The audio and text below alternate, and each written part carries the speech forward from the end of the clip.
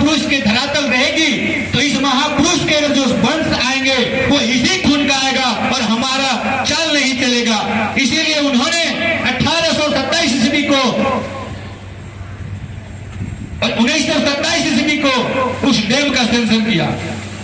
और जब हमारा देश आजाद हुई तो वही आजाद भारत में भी हमारा जो देश के जो गवर्नमेंट थी उन्होंने अंग्रेज का जो किया हुआ काम था उसी को दोहराया और उसी डैम को पुनः अधिग्रहण जो है 1971-72 में लिया और उस डैम को कार्य को शुरुआत किया।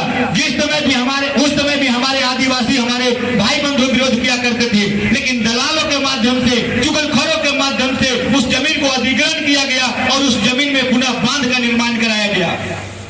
साथियों, लेकिन हमारे लोग विरोध करना छोड़े नहीं, विरोध करते रहे, लड़ते रहे और पुनः अधूरा में डैम को अधूरा करने का प्रयास किया। और अगर नहीं माना तो वहां के जो विभागीय अधिकारी था उनको काटने का प्रयास किया गया और काटने के बाद भी वहां डैम को रोका गया।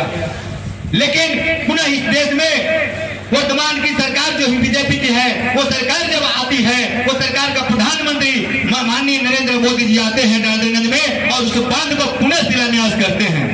साथियों, हमारा जो क्षेत्र है 5वीं अनुसूची क्षेत्र के अंदर आता है और वहां न तो राज्यसभा का कानून चलता है और न राज्य सरकार का कानून चलता है, न भारत सरकार का कानून चलेगा। वह जब भी चलेगा तो ग्राम सभा का कानून चलेगा। ऐसे क्षेत्रों में वह सरकार हमारे कानून को, हमारे अधिकार को पैरों तले दबाने का काम कर रही है। साथियों, हमें जागना होगा, हम युवाओं को मजबूती आना होगा।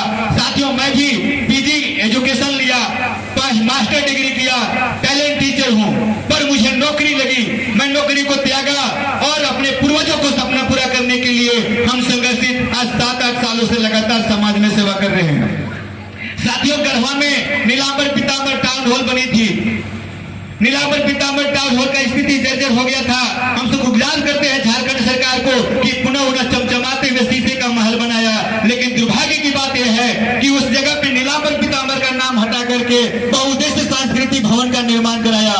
साथियों, पूरे जनसैलाब के साथ हमारे माननीय मंत्री मिथिलेश कुमार ठाकुर जी जनसैलाब को लेते हुए आ रहे हैं। उस